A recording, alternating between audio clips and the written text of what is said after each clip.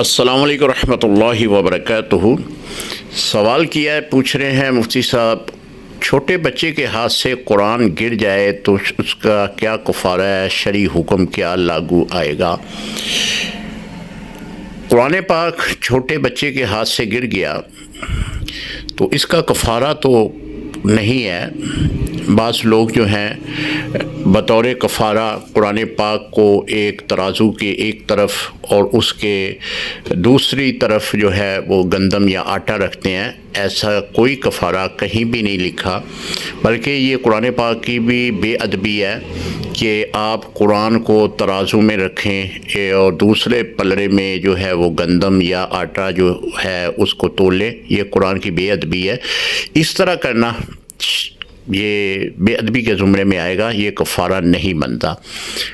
والدین کو چاہیے کہ ان کی یہ ذمہ داری ہے کہ وہ اپنے بچوں کو قرآن کا ادب سکھائیں اور بتائیں کہ قرآن پاک کا ادب جو ہے وہ کتنا لازم ہے۔ اگر زمین پر گر جائے، قرآن مجید زمین پر گر جائے تو فوری طور پر اس کو اٹھا کر اس کو بوسہ دینا، پھر اونچی جگہ پہ رکھنا، یہ ایک مستحب عمل ہے اور بعد سے ثواب بھی ہے۔ اگر کوئی بے ادبی کا کوئی پہلو دیکھے، قرآن مجید کی کوئی بے ادبی کا کوئی پہلو دیکھے تو فوری طور پر وہ توبہ کرے، اللہ سے معافی مانگے اور اپنے اس گناہ کی توبہ کر لینا ہی اس کا یہ کفارہ ہے۔ بچوں کی خاص نگرانی رکھنی چاہیے، جب قرآن پڑھنے کے لیے جائیں تو نگرانی رکھیں، ان کو بار بار ادب سکھائیں کہ بغیر وضو کے قرآن پاک کو ہاتھ نہیں لگانا، اس کو پیچھے کی طرف نہیں لے کے جانا، اس کو جب بھی کھولنا ہے تو اس کو نہایت ادب کے ساتھ کھولنا ہے۔ یہ لوازمات بار بار بچے کے ذہن میں ڈالیں تاکہ وہ بچہ اس پر عمل کرے، اور یہ ایک ایسا عمل ہوگا کہ جو ہمیشہ اس کی زندگی کے ساتھ رہے گا۔ قرآن مجید کا جتنا بھی احترام کیا جائے وہ باعث ثواب ہے، باعث برکت ہے۔ ایک بڑا خوبصورت واقعہ میں آپ کو سناتا ہوں۔ ایک کتاب میں پڑھ رہا تھا کہ ایک علاقے میں بارشیں بہت ہو رہی تھی۔ مسلمان ایک فیملی رہتی تھی، بہت غریب تھی، ان کی بارشوں کی وجہ سے چھتیں ٹپکنے لگیں۔ بارش کا پانی جو ہے وہ ان کے گھر میں داخل ہو گیا اور بارش جو ہے وہ چھت سے بھی پانی جو ہے وہ گھر میں آنا شروع ہو گیا۔ ان کے برتن بستر سبھی جو ہیں وہ اسی طرح بارش کے پانی میں تر ہو گئے۔ لیکن ان میں جو خاتون تھی اس گھر میں، اس نے قرآن پاک اٹھایا، سینے سے لگایا اور اس کو اپنے دوپٹے کے اندر چھپا لیا۔ سوچا کہ بارش جو ہے بڑی تیز ہے، اسے میں کہاں رکھوں؟ پھر ذہن میں خیال آیا کہ قریب ہی ایک ہندو کا گھر ہے، میں ہندو کے گھر میں قرآن پاک کو بطور امانت رکھتی ہوں اور جب یہ بارش ہٹے گی تو پھر میں جا کر لے آؤں گی۔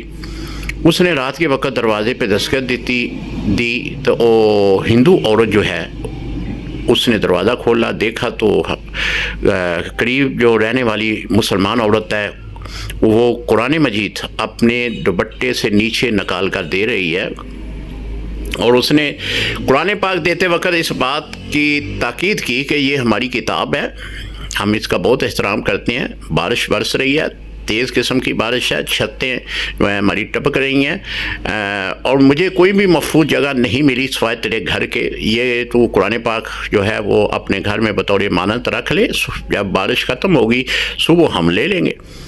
اس نے قرآن پاک بطور امانت جو ہے وہ ہندو عورت کے سپرد کیا۔ اب ہندو عورت نے قرآن پاک جب لیا تو اس نے چاہا کہ میں اسے کسی اونچی جگہ پہ رکھ دیتی ہوں تو جو ہی صبح ہوگی تو میں ان کو واپس کر دوں گی۔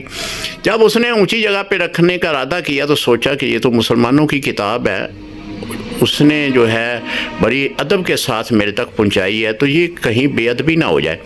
تو اس نے جو ہے اسی طرح جس طرح ایک مسلمان عورت نے اپنے سینے سے لگایا تھا وہ قرآن، اسی طرح ہندو عورت نے سینے پہ لگا لیا۔ آدھی رات گزری تو اس کے خاوند نے دیکھا کہ میری بیوی کہاں ہے۔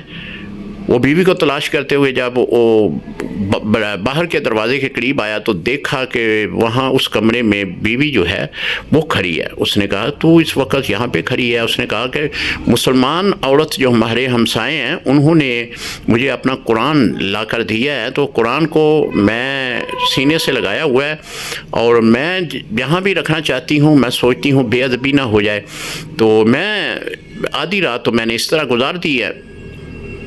اس کا خاوند ہندو مذہب کا تھا۔ اس نے کہا کہ ایسا کر کہ یہ قرآن اب مجھے دے دے تو سو جا۔ اس نے قرآن اپنے خاوند کو دیا اور خاوند نے بھی اس کو اسی طرح سینے سے لگایا۔ جب صبح تہجد کا وقت ہوا، اللہ اکبر، بہت خوبصورت واقعہ ہے کہ جب صبح نماز فجر سے پہلے کا وقت ہوا تو اس وقت دروازے پہ دستک ہوئی۔ دروازہ کھولا تو دیکھا ایک بہت ہی نورانی شکل کی شخصیت جو ہے وہ دروازے پہ کھڑی ہے۔ انہوں نے یہ بات کہی کہ اگر اجازت ہو تو گھر آ جاؤں۔ انہوں نے دروازہ کھولا، اندر بلایا، اندر دیکھا تو وہ مرد جو سینے پہ قرآن پاک لگا کر کھڑا تھا، اس کو دیکھا انہوں نے، تو دیکھ کر اسے کہا کہ تو نے قرآن کی اتنی عزت کی ہے، تیری بیوی نے اتنی عزت کی ہے، اب اللہ تعالیٰ نہیں چاہتا کہ تم لوگ دونوں جہنم میں جاؤ، اب تم ایسا کرو کہ کلمہ پڑھو، مسلمان ہو جاؤ۔ انہوں نے یعنی اس میاں بیوی نے اس نورانی شخصیت، خوبصورت شخصیت جو رات کے وقت ان کے گھر پہ دستخط دے کر اجازت لے کر اندر آئی ہے، اس جیسی شخصیت کہتے ہیں کہ ہم نے آج تک نہیں دیکھی۔ تو انہوں نے ان کے ہاتھ پہ بیعت کی اور کلمہ پڑھا، مسلمان کر لیا گیا۔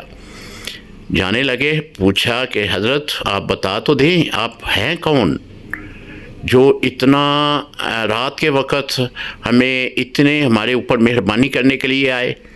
تو انہوں نے جواب دیا کہ انا محمد رسول اللہ، میں اللہ کا رسول ہوں، میرا نام محمد ہے۔ یعنی حضور علیہ السلام کی زیارت ان دونوں کو ہوئی، دونوں مسلمان ہوئے۔